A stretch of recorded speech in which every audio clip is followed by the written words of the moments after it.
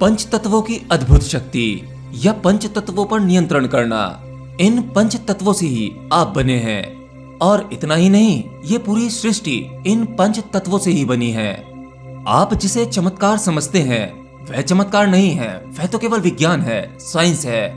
और ऐसे ही कुछ ट्रिक से आप प्रभावित हो जाते हैं, परंतु असल में जो चमत्कार है उसकी तरफ आपका ध्यान ही नहीं जाता, आप उसे हल्के में लेते हैं। जैसे ये पंच तत्वों से सारा सिस्टम चल रहा है, संचालित हो रहा है, आप भी इसी से चल रहे हैं। क्या ये चमत्कार नहीं है?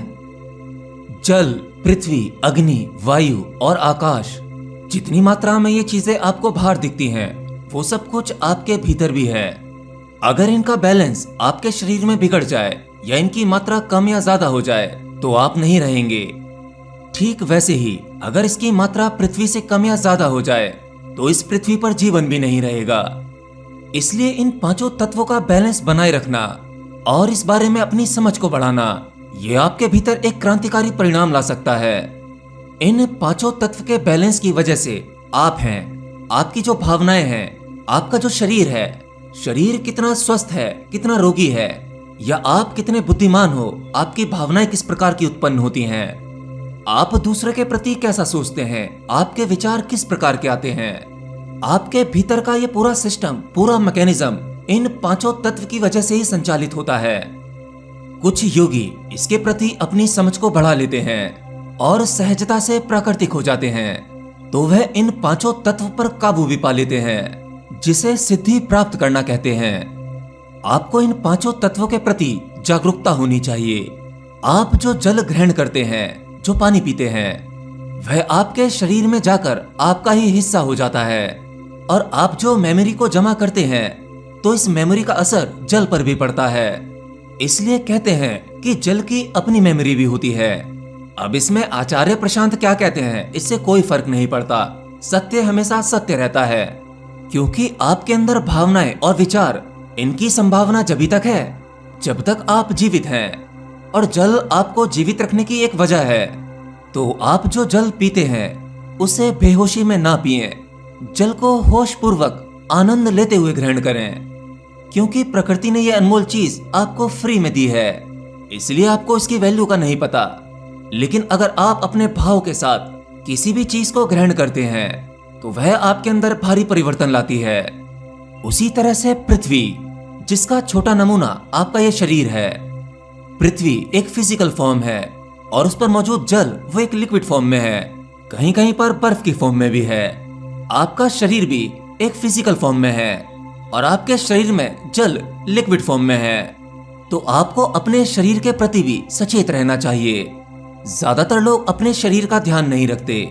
इस शरीर को बनाए रखने में प्रकृति बहुत बड़ी क्रिया करती है और ये क्रिया निरंतर चलती रहती है।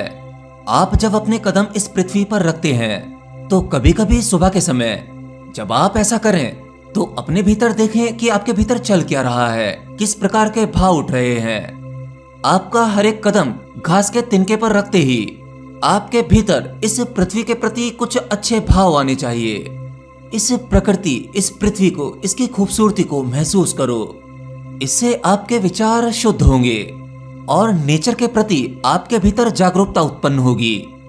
और जब आप शांतिपूर्ण इस प्रकृति में, इस पृथ्वी में खो जाओगे, डूब जाओगे, तो आप देखोगे कि इस पृथ्वी के सभी जीव जंतु आपसे संपर्क कर रहे हैं और उनके साथ वो कांटेक्ट आप महसूस कर पाएंगे। आप घास के तिनके में या पृथ्वी के किसी भी जीव में वही जीवन देखेंगे जो आप अपने भीतर महसूस कर रहे हैं। अग्नि, पांचों तत्व एक दूसरे को बैलेंस करते हैं। एक एक तत्व आपके लिए बराबर उपयोगी है।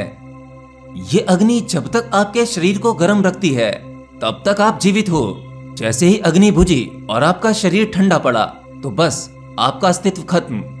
इसलिए हिंदू धर्म में अग्नि को देवता कहा गया और इस धर्म में बिना अग्नि के कोई भी पूजा संपन्न नहीं होती। हवन करना, दीपक जलाना, ज्योति जलाना और उसके बाद भगवान की पूजा अर्चना करना, यह बड़ी वैज्ञानिक पद्धति है। यह आपके शरीर और मन को शुद्ध करती है और बिना आग में पकाए भोजन के आप जीवित भी नहीं रह सकते। आप जो भोजन खाते हैं वो सब कुछ इस प्रकृति से लिया हुआ है। उसके बाद इस भोजन को पकाने के लिए जिस अग्नि का इस्तेमाल करते हैं वो भी इस नेचर ने ही आपको दी है। तो अग्नि के प्रति भी आपके अंदर उदारता होनी चाहिए, एक प्रेम होना चाहिए। जिस आग को आप बाहर भौतिक तल पर देखते हो, जैसे अपने घर में चूल्हे पर खाना बनते समय आपने कभी उसे भावपूर्वक नहीं देखा होगा, आप उसे एक बार भावपूर्वक देख कर देखें, उसके प्रति जागरूक होकर देखें और फिर धीरे से कभी भी जब समय मिले अपने भीतर जाकर उस धधकती अग्नि को महसूस करें जो प्रतिपल आपको जीवित रखे हुए है। वायु, अंदर आती जाती श्वास, जो श्वास आप लेते हो वो केवल एक हवा नहीं है। उस श्वास के माध्यम से ब्रह्मांड के सभी रहस्यों को जाना जा सकता है। इस छोटी सी श्वास में आपके सभी सवालों के जवाब और इस ब्रह्मांड के सभी रहस्य छुपे हुए हैं। इस सृष्टि की रचना कैसे हुई, इसका रचयिता कौन है, ईश्वर कौन है, परमात्मा कौन है, आत्मज्ञान क्या है, ये सब कुछ आपकी श्वास से जाना जा सकता है। क्योंकि आपकी हर एक श्वास से आपके भीतर विचार बदलते हैं, बुद्धि का स्तर बदलता है, ज्ञान के द्वार खुलते हैं, परमात्मा का साक्षात्कार होता है। हाँ, हालांकि ये सबके साथ नहीं हो पाता। इसे लाखों करोड़ों में कुछ ही योगी अनुभव कर पाते हैं, क्योंकि वो अपने श्वास के प्रति जागरूक हो पाते हैं। श्वास तो सब लेते हैं, परंतु ज्ञान सबको क्यों नहीं घटता? सभी बुद्धिमान क्यों नहीं होते? क्योंकि सामान्य व्यक्ति जो श्वास लेते हैं लगभग सभी बेहोशी की अवस्था में। परमात्मा का यह चमत्कार घट रहा है, परंतु उस पर कभी ध्यान ही नहीं जाता। लेकिन अगर आप इसके प्रति जाग जाएं, सहज हो जाएं, तो आप देखेंगे कि आप गहरी साधना में उतर चुके हैं और यह वह साधना हो जाती है जिसके लिए स्पेशली टाइम निकालने की आवश्यकता नहीं। चलते फिरते कभी भी इस साधना में उतरा जा सकता है। और पांचवा तत्व है आकाश, जो आपको खुली आंखों से भी दिखता है और बंद आंखों से भी, जिसके अंदर आप अनंतों रहस्यों को जान सकते हैं, भौतिक ब्रह्मांड की रूपरेखा समझ सकते हैं। बशर्ते आपको इन सब के प्रति जागरूक होना चाहिए, सहज होना चाहिए। अगर आप इन पांचों तत्वों के प्रति सहजता से जागरूक हो सके, तब आप इन पर नियंत्रण भी कर सकते हैं।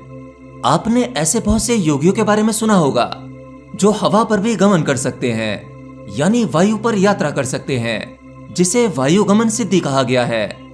और प्राचीन कथाओं में तो कुछ का तो जन्म अग्नि से हुआ है। और आज भी ऐसे कुछ योगी मिल जाएंगे जो जल के ऊपर चल सकते हैं और हवा में कुछ ऊंचा उठ सकते हैं। एक ऐसी विशेष अवस्था जहां पर उनके लिए ग्रेविटी काम नहीं करती। तो जितना आप लोगों ने पढ़ा है या जिन चमत्कारों के बारे में आपने सुना है, असल में वो संभव है। बस आपको जरूरत है तो केवल होश की, सहजता की, विश्वास की और जागरूकता की।